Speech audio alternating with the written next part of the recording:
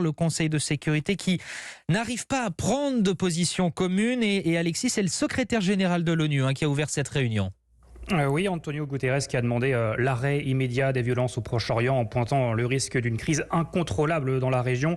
Alors que, vous l'avez dit, de nouvelles violences ont eu lieu ces dernières heures. Ce cycle insensé d'effusions de sang, de terreur et de destruction doit cesser immédiatement, a dit le secrétaire général.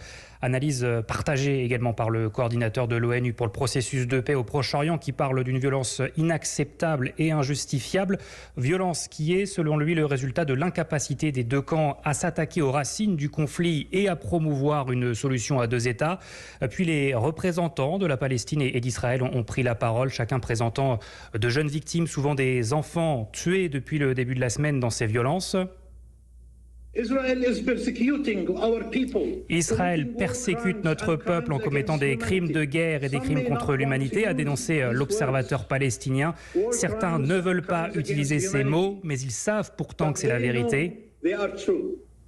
L'ambassadeur, le représentant palestinien qui a demandé aux Nations Unies quels sont les outils à leur disposition pour qu'Israël respecte les règles.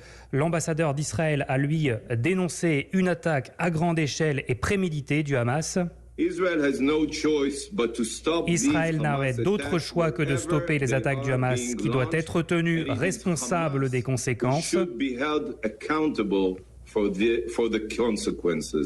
L'ambassadeur d'Israël qui a également remercié tous les États qui assurent aujourd'hui le droit d'Israël à se défendre, comme les États-Unis. Washington qui a bloqué les 2 premières déclarations communes de l'ONU la semaine dernière. Alexis Guilleux en direct de New York et on